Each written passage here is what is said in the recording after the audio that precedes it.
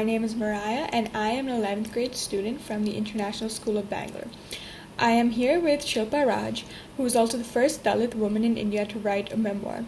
Her book, Elephant Chaser's Daughter, portrays her journey, the family she grew up in, her struggles, and it definitely is a book to read. She attended Shanti Bhavan and became one of the most inspiring Indian women. You can catch her on the Netflix original Daughters of Destiny. Shilpa has one of the most heartening stories, and we cannot wait to hear it all. So thank you, Shilpa, for being here today. Sure. So my name is Shilpa Raj, and I'm 26 years old. And I do have a humble beginning, as I was born in a very poor village in rural southern Karnataka. And my father, his father, and many other family members made their living by engaging in the trade of brewing illicit liquor. So everybody in my village, that was the main source of income for everyone. And so I happened, as my siblings and I happened to grow up around a lot of alcoholism as a result of this trade. And my life would have been no different from the children who continue to live in poverty day in and day out in the most rural villages, most backward villages in southern India or elsewhere. Had I not, at the age of 4, been selected to study at Shanti Bhavan, an NGO and a school that caters to the needs of the poorest of the poor. And it was a blessing that I'm most thankful for, because it's completely transformed the trajectory of my life.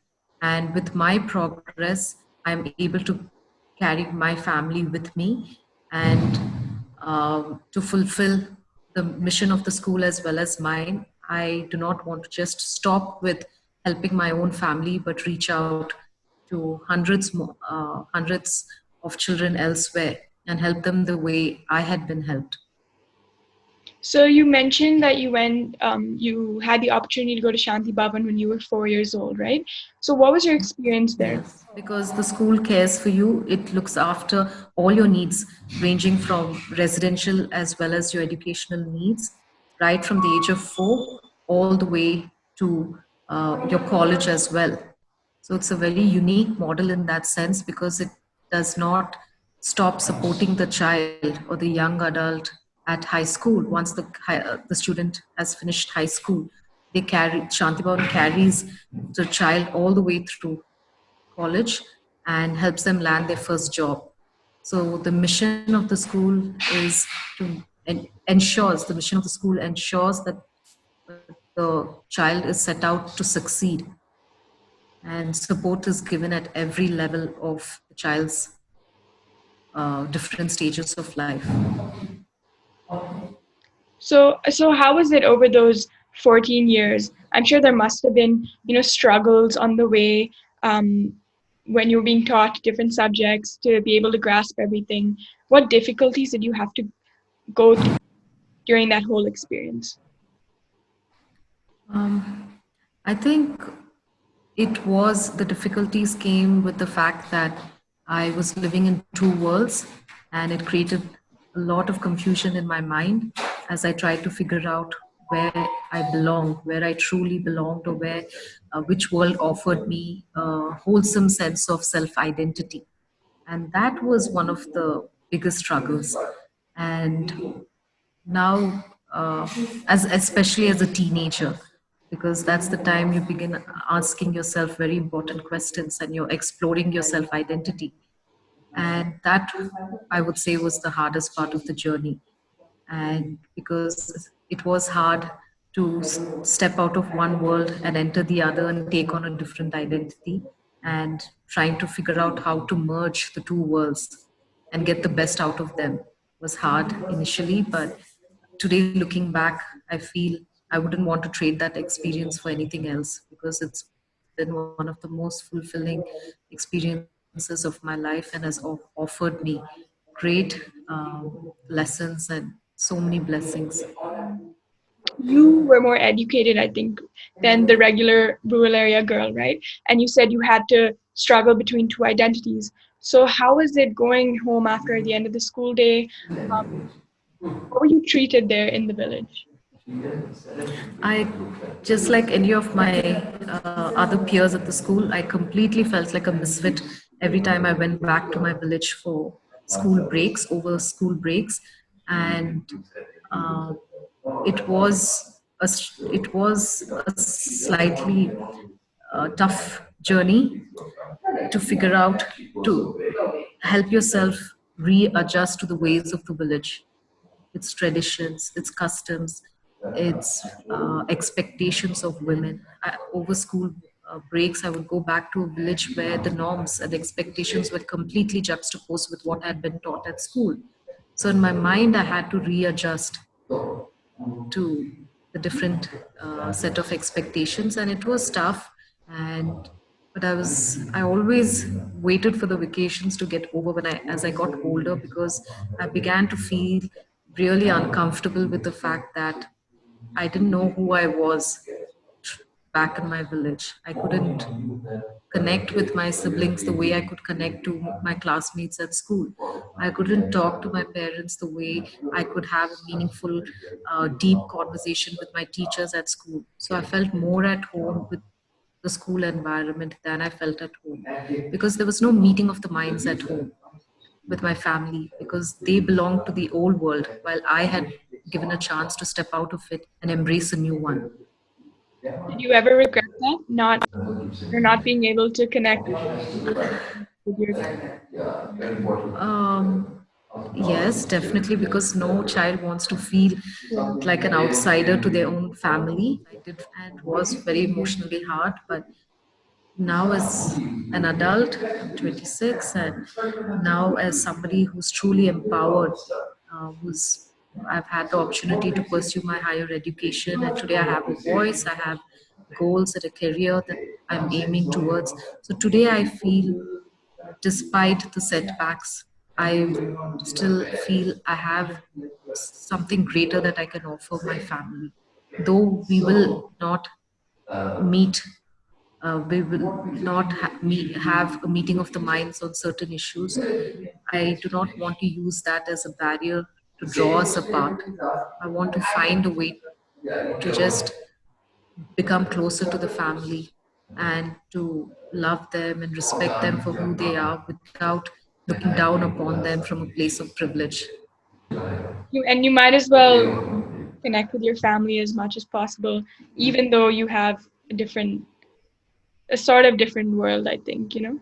Yes, I think that's the only way to set these things right, because if you do not discover a level of empathy within yourself with, through which you can treat your family, I think the whole journey in some ways would have lost its purpose, because the mission of the school is not to remove you completely from your family, but to empower you and enable you to help and reach to your family members and carry them along with you to greater heights. Yeah. You don't forget your true identity. Yeah, no, never. You lose yourself at that point. Yeah. And so when you were a little girl, did you ever have any idea? Did you ever think you would even become, the woman you are today? No, never in my wildest dreams. Because I was very naughty as a kid, had a very bad temper, and um, I wanted to become a journalist, but now I'm working towards a career in child psychology. So life's turned out very different from what I would have thought it would be, and for all the good reasons. And I'm very happy today with the place that I am in my life currently. And yes, I am a happy person. You didn't think you would ever get to this level, but you did have some dream when you were a little kid. So what path would you recommend to young girls who wish to be where you are today? Um, Firstly, I'd like to say that one mustn't be afraid to dream. And it might be easy for someone like me to be saying that because I had all the resources at hand to chase after those dreams. But there are many um, who are more many out there who are not as fortunate as me and who do not have the kind of support system that I was lucky to have. So if there is a way to for one to find a support system and have that in place, for instance, for me, it was my teachers and caretakers at school. They were with me and continue to be with me even today and all through my journey. So I really wish girls out there were as fortunate to have teachers and caretakers, family members who will join hands with them and be dedicated and motivated to see those dreams through. So I always tell young people that it's very important to have a strong support system. Yeah. I think without that, you yourself sometimes start to, lose faith in yourself if it's not happening for you. Exactly. Yeah.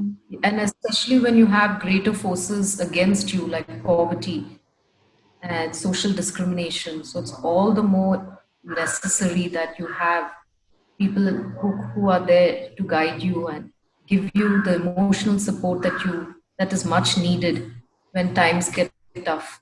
Yeah. I agree. And you had that support system, I think, and you were able to, you graduated school and eventually you wrote the book Daughter of an Elephant Chaser.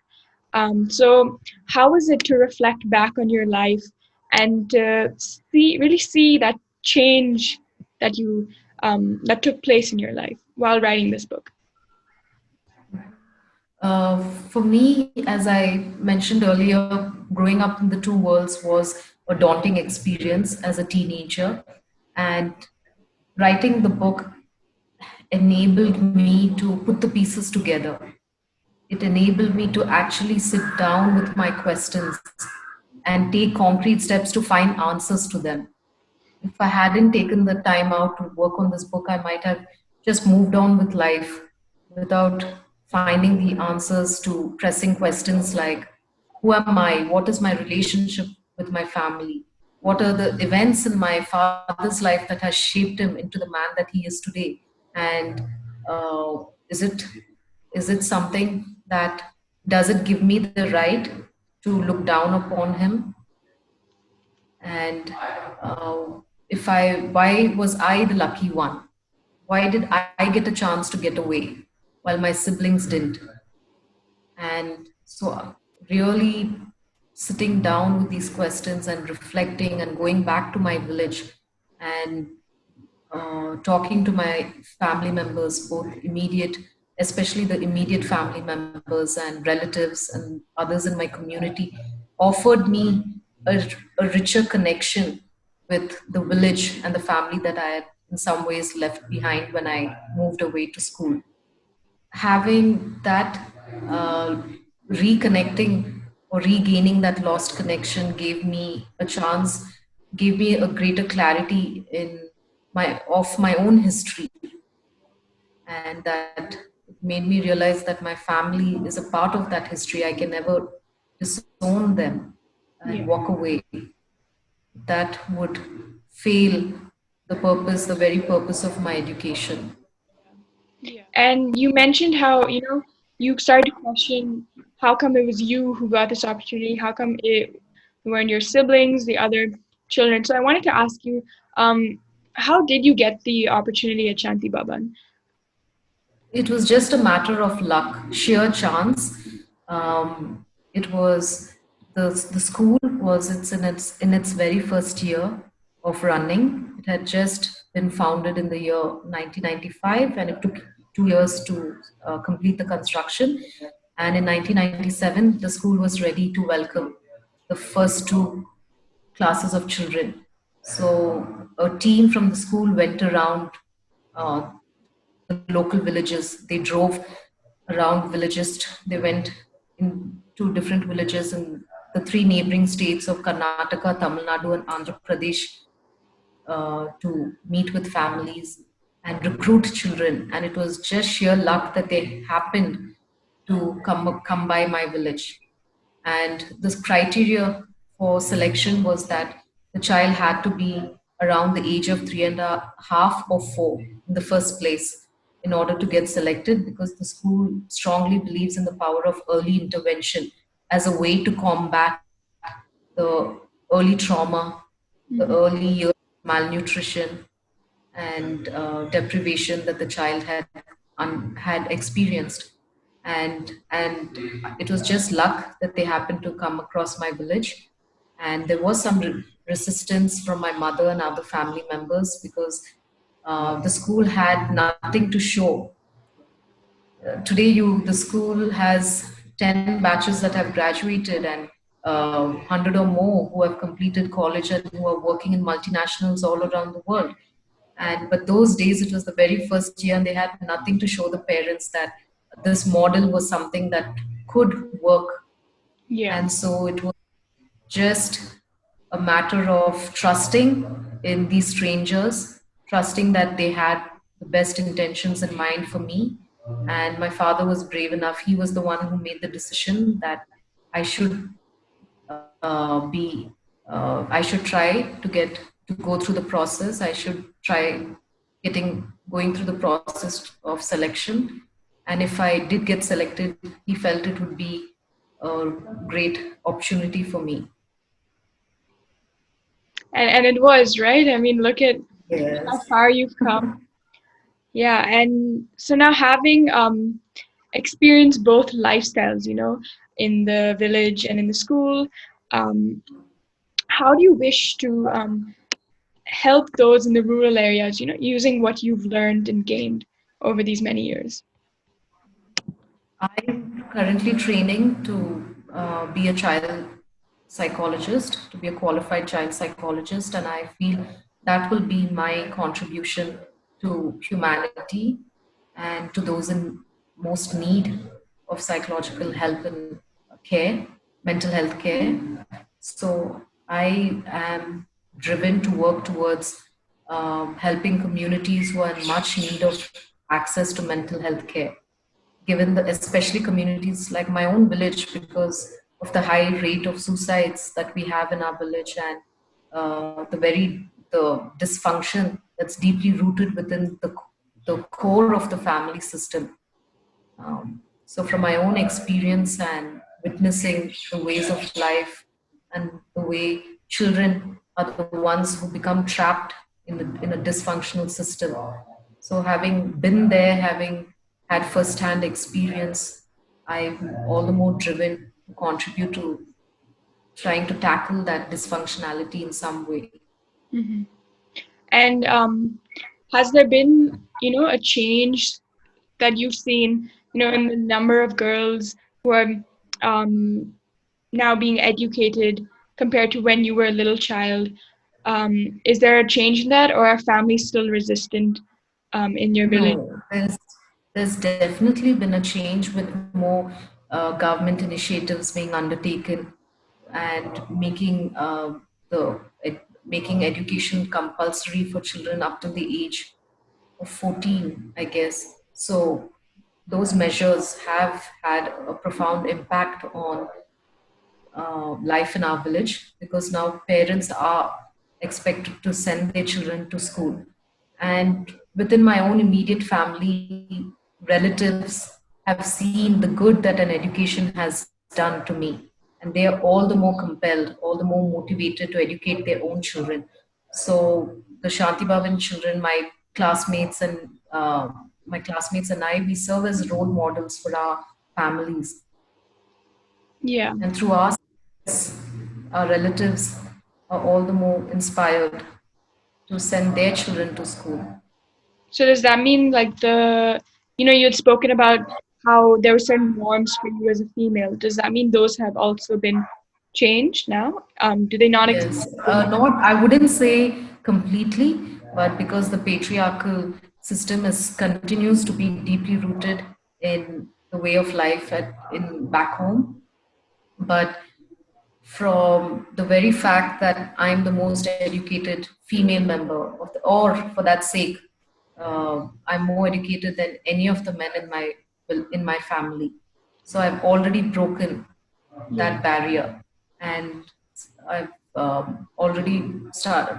I'm treading a new path, and I hope the other women in my family, the younger cousins, they will all walk down that path as well.